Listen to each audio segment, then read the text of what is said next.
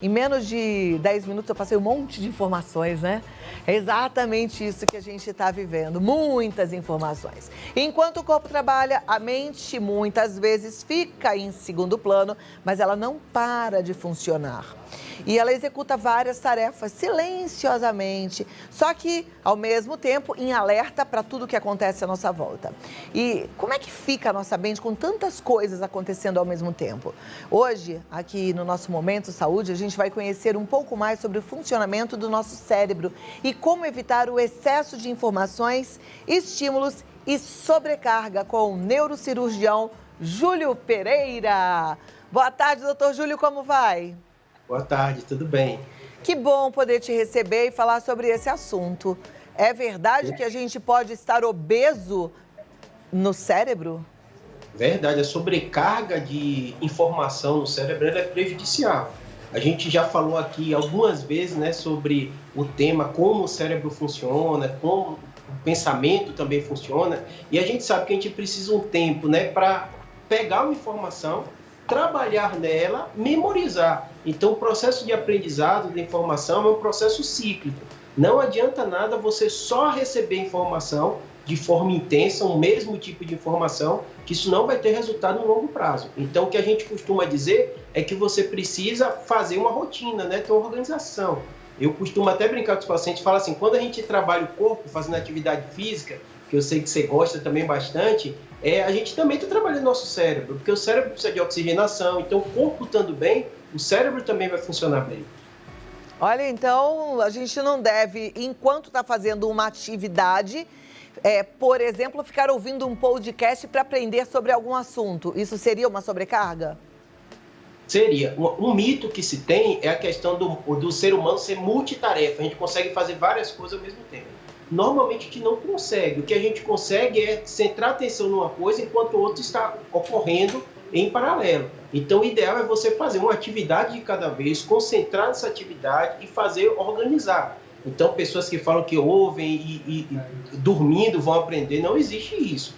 O ser humano ele precisa dessa concentração. Existem pessoas, e as mulheres são muito habilidosas nisso, né? De conseguir variar de uma atividade para outra. Então, está concentrado na criança, depois vai ver seu programa de culinária, né? Nesse horário deve estar muita gente fazendo isso, né? Mas fato é que a pessoa ela vai concentrar na hora do seu programa, para ouvir aquela parte do seu programa, depois vai ajudar a criança, ou vai fazer uma coisa do almoço, mas ela não consegue fazer tudo ao mesmo tempo. Isso é um mito que a gente tem. Olha, eu achei interessante o que você falou, porque a gente, às vezes, na própria internet, recebe umas propostas assim, aprenda inglês dormindo, ou memorize enquanto você descansa. Então, isso não existe. Ouviram o que o doutor falou? Isso não existe, né? Eu costumo dizer o seguinte, nosso cérebro, é bom a gente fazer um paralelo, ainda mais se seu público gosta bastante, ouve bastante aqui sobre atividade física, é que nem o músculo. O músculo a gente precisa se exercitar, todo mundo sabe. A gente precisa variar os tipos de exercício, então variar os tipos de estímulo. E a gente precisa também descansar. E além disso, estar se alimentando bem. O cérebro vai ser bem parecido. Então, qualquer tipo de proposta, você deu exemplo, né, da questão do dormir, né? Mas também tem aqueles outros tipos de proposta, até de perder peso, tudo isso. Assim, o que a gente tem que fazer, a gente sabe, é o básico. A gente tem que receber o estímulo, a gente tem que trabalhar aquele estímulo e a gente tem que pensar também a qualidade do estímulo. Então, a gente está falando agora de cérebro no mundo que só se fala de coronavírus. A gente tem que falar de coronavírus, é uma coisa importante, mas a gente tem que entender, a gente, ser humano, a gente tem uma parte do nosso cérebro que a gente fala que é o sistema límbico, a parte das emoções.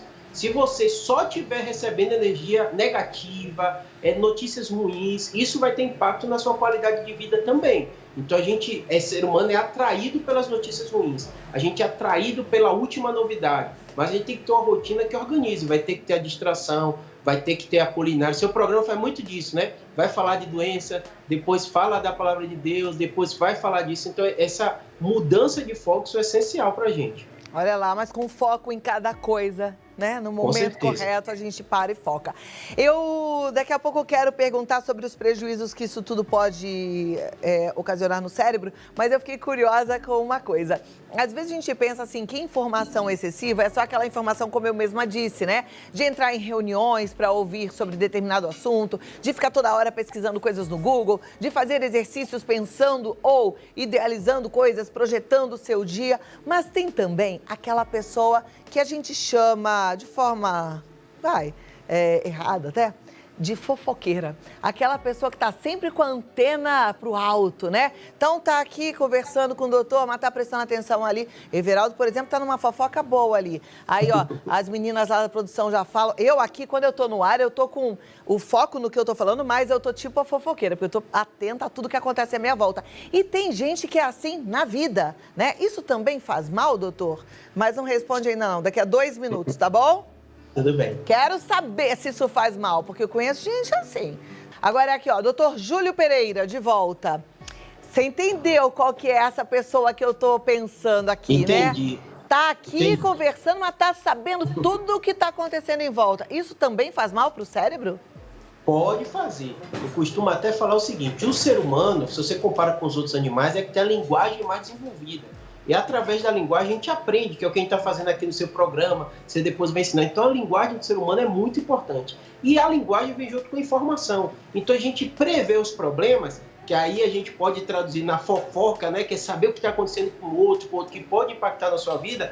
Não tem jeito, é uma coisa inerente do ser humano. Só que a gente vai ter que ter cuidado ao máximo para isso não ser excessivo, isso não ser prejudicial, nem a você, nem ao outro que você está contando a história. Então, o excesso da fofoca, da notícia ruim, de ficar preocupado com a vida dos outros, né? Isso sem dúvida vai prejudicar, sim. Você tem que focar em atividades. Essas informações, elas vão circular no ambiente de trabalho, em casa, da família, não tem jeito.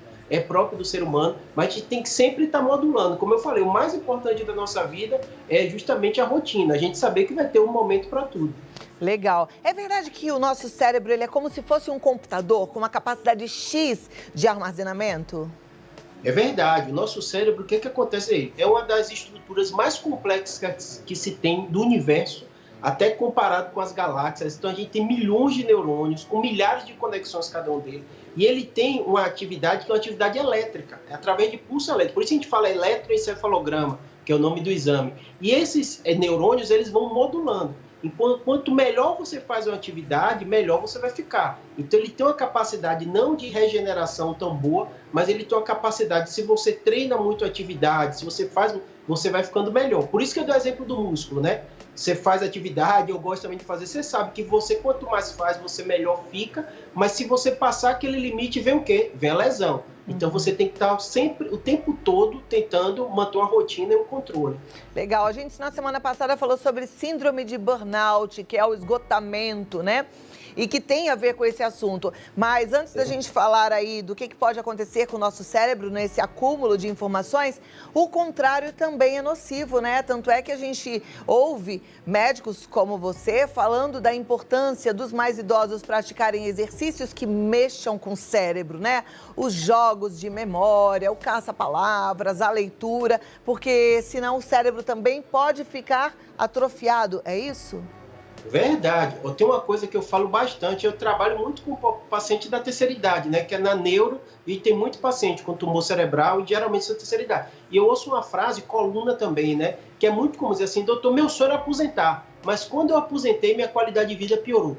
É incrível, porque as pessoas estão vivendo cada vez mais e melhor, então o cérebro dela está muito ativo, e de repente ela vem numa vida que é confusão, é fofoca de trabalho, né, como você falou, tá ativo, briga com o chefe, vai resolver, de repente coloca ela dentro de casa.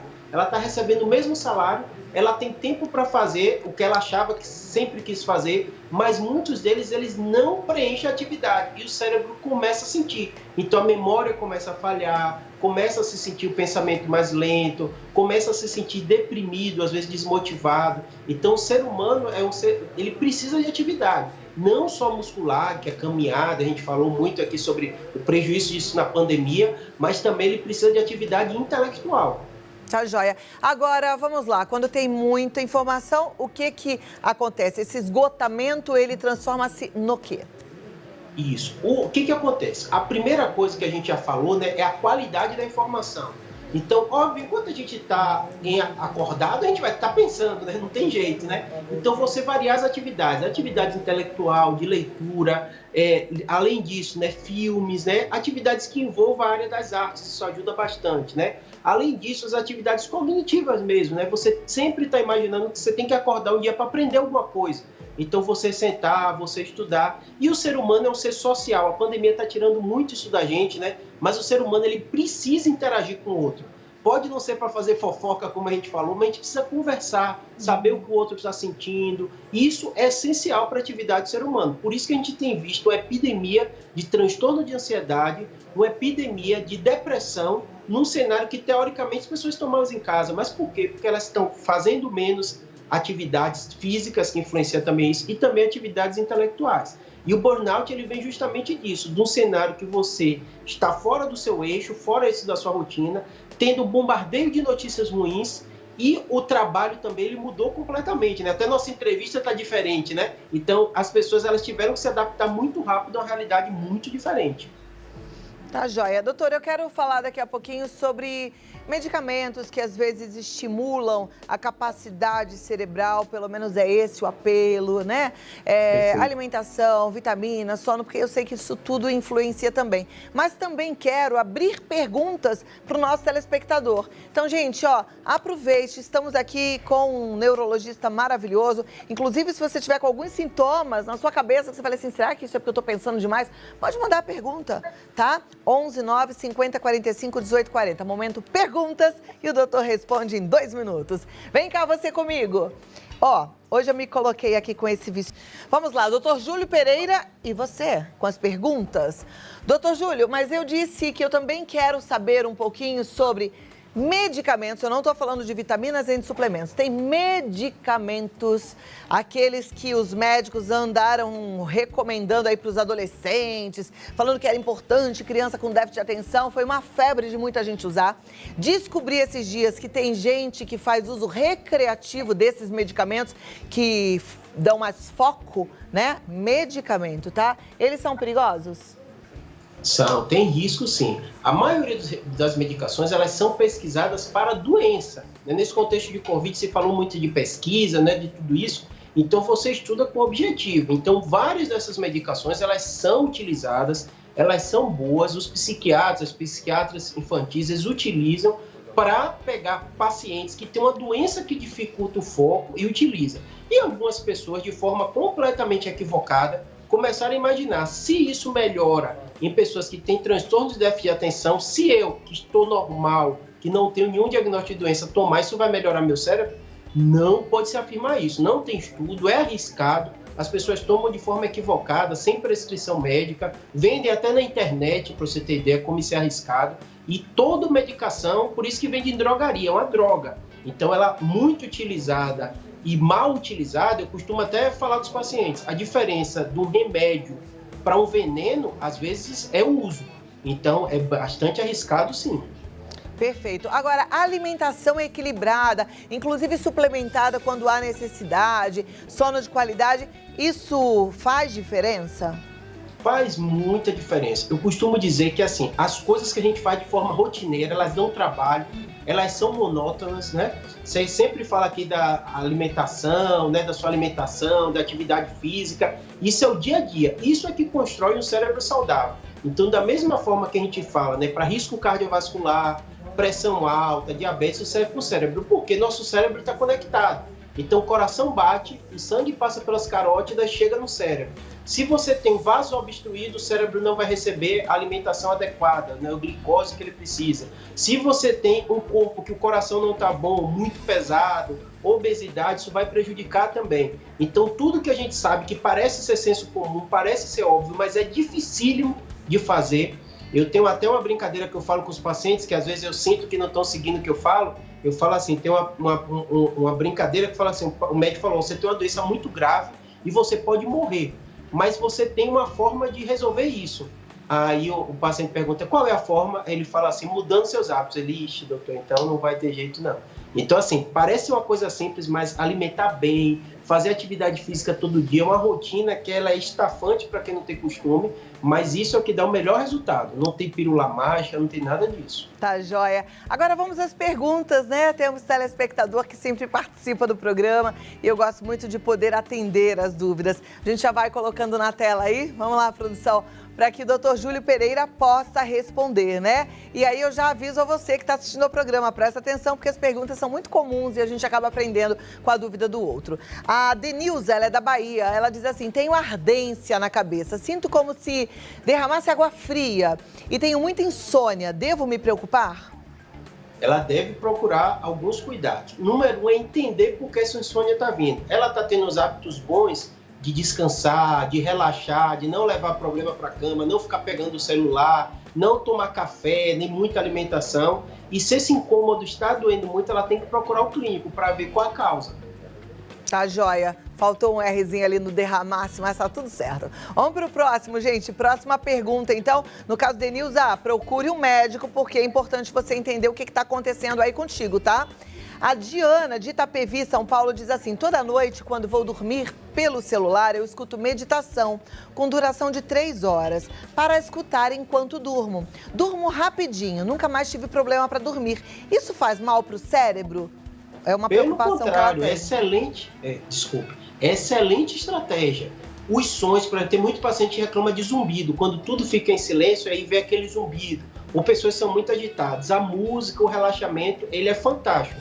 Ela fez uma solução, é solução excelente, continua nesse caminho. Mas eu entendi a dúvida dela, da Diana, de Itapevi, que é até parecida com a minha. Porque às vezes eu coloco a meditação mais longa, eu ouço uma meditação que dura mais ou menos 1 hora, 45 minutos, 1 hora. E eu durmo, de repente, no primeiro instante, assim, 5 minutos eu já tô dormindo. Só que a meditação continua, porque eu não vou despertar para desligar. Aí, isso que eu vou ouvindo, dormindo, me faz mal? Não faz mal não. A gente tem um mecanismo do cérebro, por isso que não funciona aquilo que a gente falou de ouvir para aprender. Que normalmente parte do nosso tronco cerebral, por isso que a gente não se movimenta, a maioria das pessoas à noite. Eles deixam, então aquele estímulo para de receber, para de fazer sentido, então não tem problema nenhum. Então tá joia. Bom, doutor, o papo foi bom, mas infelizmente tudo que é bom dura pouco, né? Mas te agradeço e te aguardo pra gente continuar conversando mais sobre o nosso cérebro, nossa grande e poderosa máquina. Muito obrigada, uma ótima tarde pra você. Você também. Vou passar aqui os contatos do Dr. Júlio Pereira, ele tá no YouTube como Neurocirurgia BR e no WhatsApp no 11 9 9503 8838, tá?